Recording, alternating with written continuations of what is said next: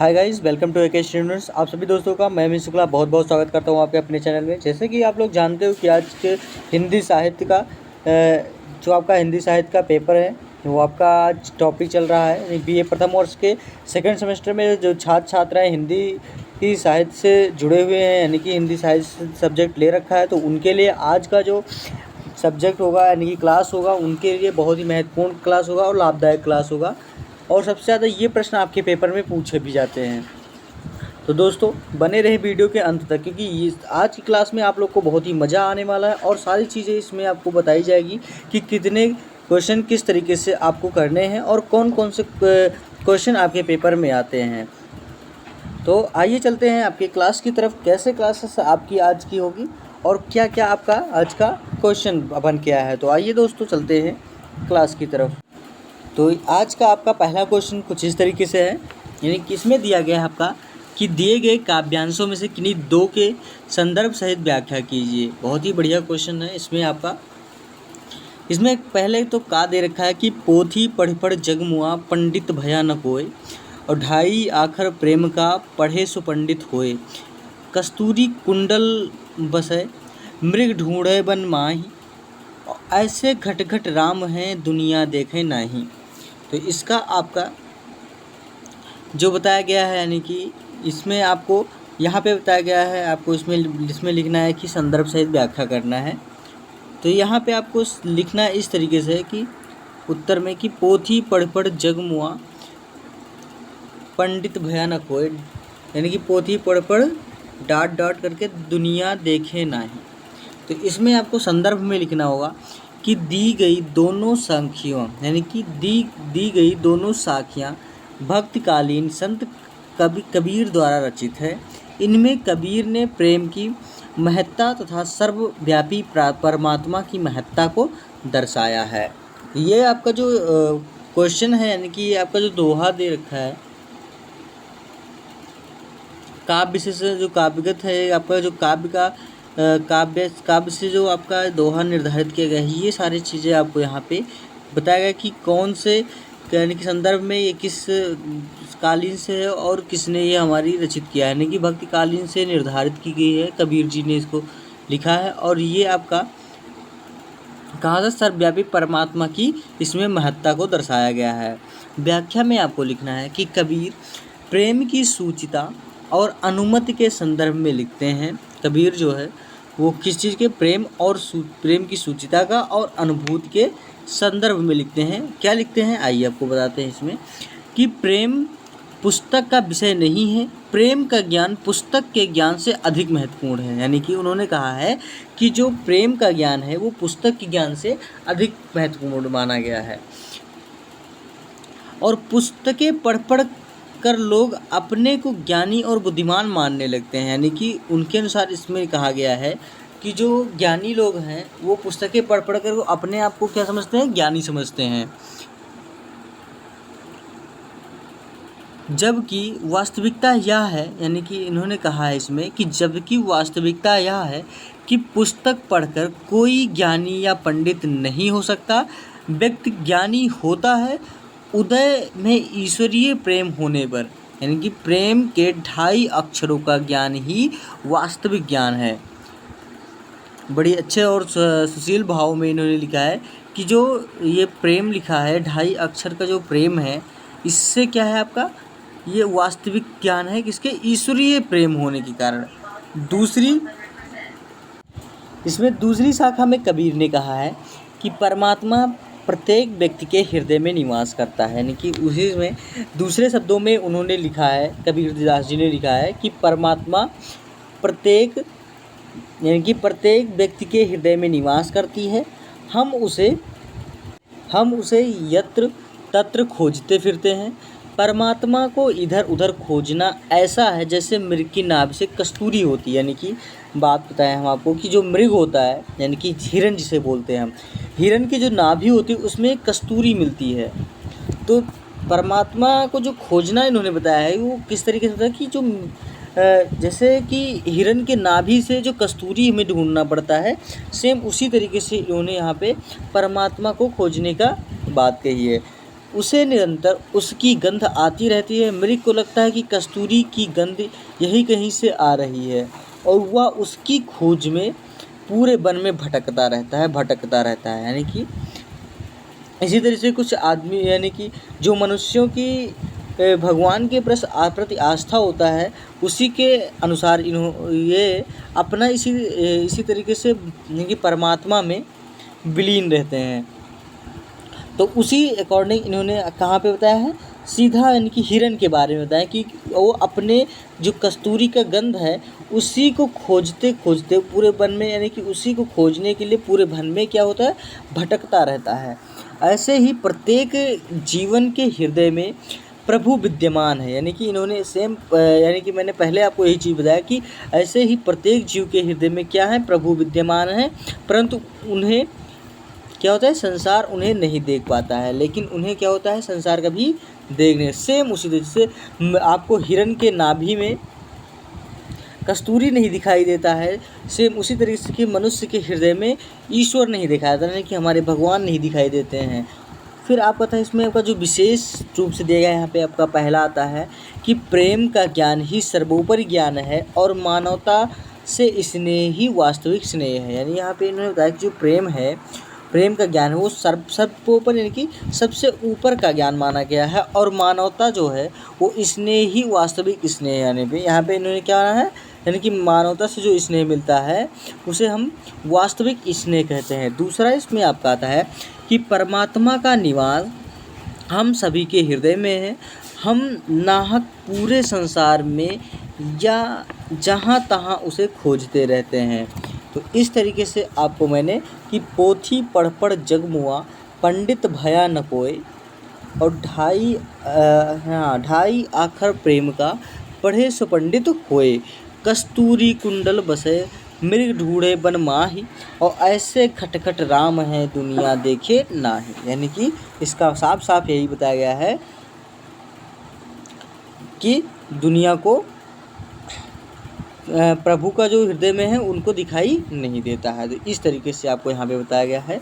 फिर आपका आता है खा नंबर, जो आपको बताया कि बतरस लालच लाल की, यानी कि मैं आपको दोहा दिखा देता हूँ। यहाँ पे आपका देखा है कि खा नंबर यानी कि बतरस लालच, जो यहाँ पे काव्यांश दिया गया है, यानी कि उनका जो काव्यांश दिया गया है वो क्या है कि बतरस लालच लाल की, मुरली धरी लुकाए, और सोह करे यानी कि सोह करें भौहन हंसे, देन कहे नट जाए, या अनुरागी चित्त की गति समुझे नहीं कोय, और ज्यों ज्यों बूढ़े श्याम रंग त्यों त्यों उज्जवल होए, और सटपटात शीसस मुखी घूंघट पटौ ढाकी, और आवक झरस झमट गए झरोका छाकी।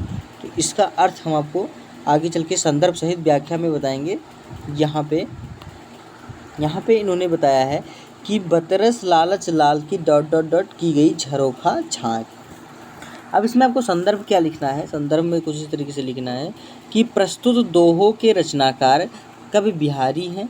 इन दोहों में गोपियों का कृष्ण प्रेम और प्रेम की महत्ता तथा नायिका के रूप में सौंदर्य का वर्णन किया गया है। तो इस तरीके से यहाँ पे यानी कि जो कृष्ण भगवान का जो प्रेम है, इनकी प्रेम लीला के बारे में बताया है और उनकी जो महत्ता बताई गई है, कुछ इस तरीके से यहाँ पे आपको बताया गया है। व्याख्या आपका दिया है इसमें, कृष्ण से बात करने के लोभ में राधा ने कृष्ण की मुरली चुरा कर रख ली। यानी कि यहाँ पे बताया कि बतरस लालच लाल की मुरली धरी लुका है। यहाँ पे कहा है कि कृष्ण से बात करने के लोभ में राधा ने यानी कि कृष्ण जी की मुरली चुरा कर रख ली।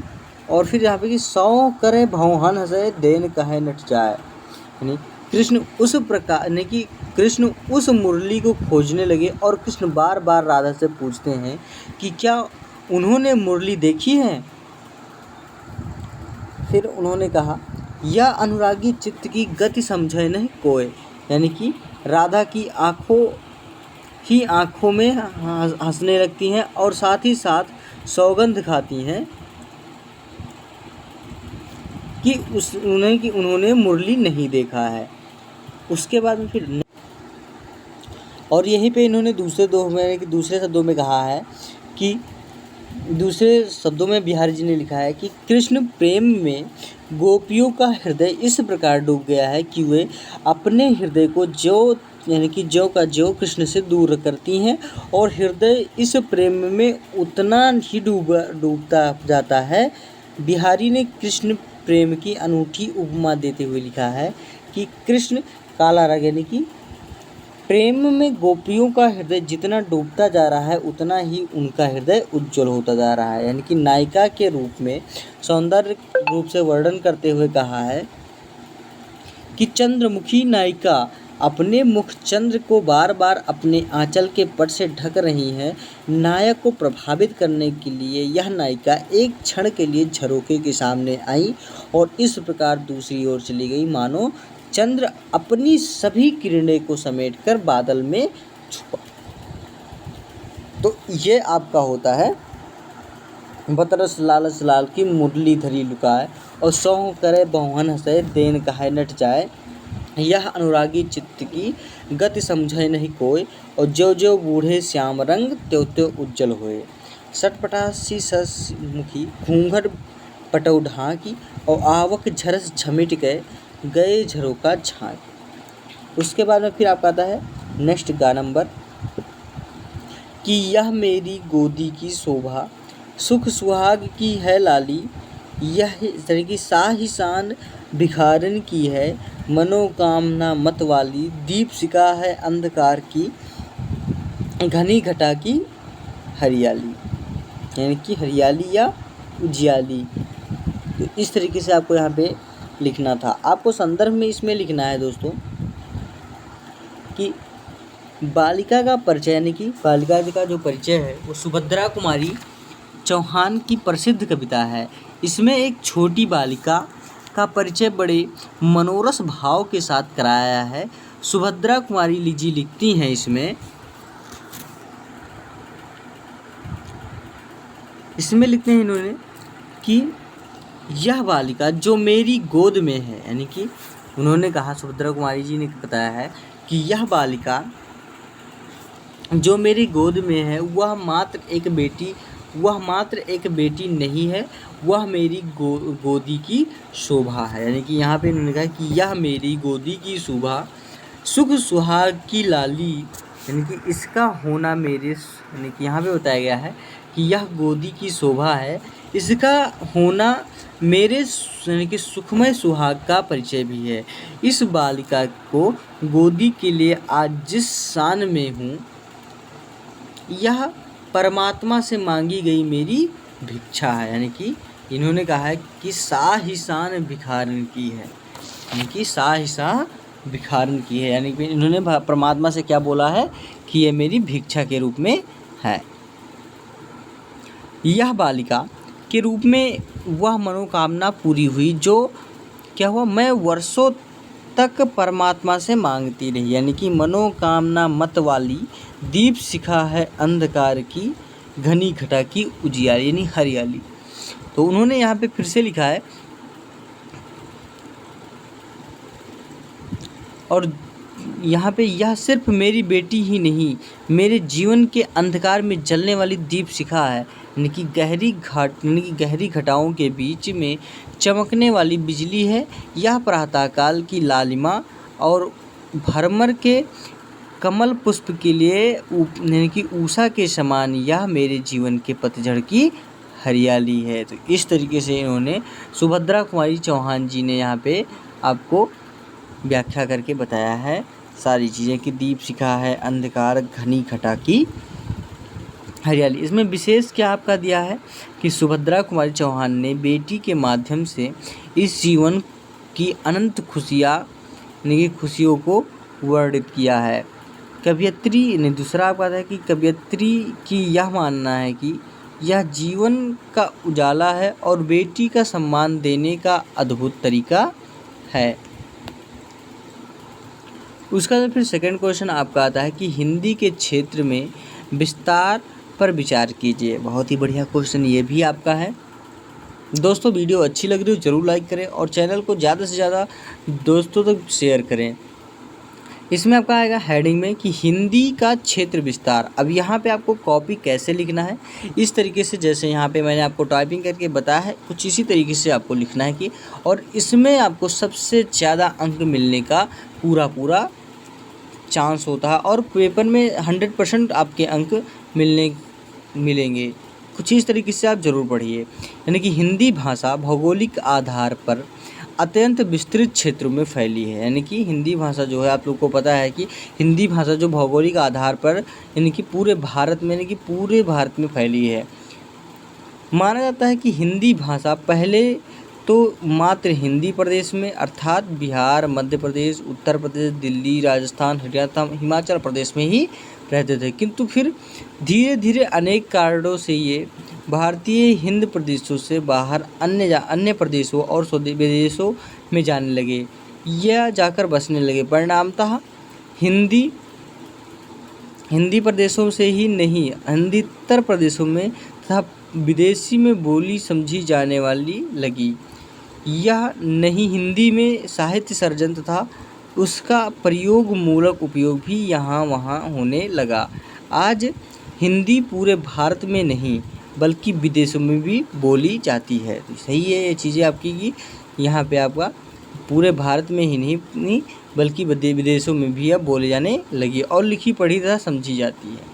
अतः हिंदी भाषा को भौगोलिक आधार पर अगर देखें तो उसे 3 वर्गों में बांटा गया है। पहला तो आपका आता है हिंदी क्षेत्र, दूसरा आता है हिंदो यानी कि हिंदी तथा अन्य भाषा क्षेत्र। तो इस तरीके से आपको यहाँ पे लिखना है कि हिंदी क्षेत्र में आपको लिखना है कि हरियाणा आता है, उत्तर प्रदेश आता है, राजस्थान आता है, उत्तराखंड आता है, मध्य प्रदेश, हिमाचल प्रदेश, बिहार, झारखंड, पंजाब के अबोहर और फजिल्का आदि भाग तथा महाराष्ट्र के कुछ भाग में है। फिर दूसरा बात है कि हिंदीतर अन्य भारतीय भाषा क्षेत्र यानी कर्नाटक तथा आंध्र के दक्षिणी हिंदी वाले भाग तथा कोलकाता यानी कि शिलांग, मुंबई, अहमदाबाद जैसे हिंदी भाषी क्षेत्र के कुछ भाग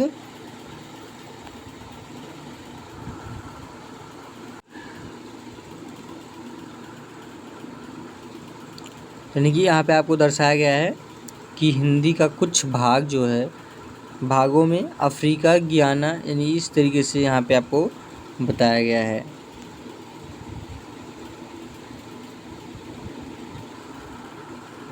उसके बाद फिर तीसरा आपका आता है कि यानी कि भारतेतर या विदेशी क्षेत्र कि Mauritius, Fiji, Suriname, Trinidad, Nepal तथा इंग्लैंड और रूस के कुछ भागों में, अफ्रीका में गियाना और दक्षिण अफ्रीका में, अमेरिका के न्यूयॉर्क आदि कई नगरों में, हांगकांग, मलेशिया, सिंगापुर, कनाडा आदि देशों के कुछ हिस्सों में बिजनेस फैला हुआ है। तो इस तरीके से आपका दिल्ली, राजस्थान फिर धीरे धीरे अनेक कारणों से ये भारतीय हिंदी क्षेत्रों में कि हिंदी प्रदेशों में से बाहर अन्य प्रदेशों और विदेशों में जाने लगे हैं। तो कुछ इसी तरीके से आपको इनकी पहला, दूसरा और तीसरा प्लस चौथा यानी कि एक पेपर में 4 क्वेश्चन आपका आराम से मिल गया। तो दोस्तों वीडियो अच्छी लग रही हो ज़रूर लाइक करें और चैनल को अभी तक सब्सक्राइब नहीं किया ज़रूर सब्सक्राइब कर दें और वीडियो को ज़्यादा से ज़्यादा दोस्तों तक शेयर करें, क्योंकि इस तरीके से आप लोग कभी भूलेंगे नहीं और अच्छे से आप लोग तैयारी कर लेंगे और पेपर में कुछ इसी तरीके से आपको यहाँ पे जाके लिखना है। तो इसी के साथ दोस्तों मैं अगली वीडियो के साथ ज़रूर उपस्थित दूँगा। धन्यवाद दोस्तों, जय हिंद। और जो भी आपको त्रुटि लग रही हो ज़रूर कमेंट बॉक्स में कमेंट करके हमें बताएं। इसी के साथ धन्यवाद दोस्तों।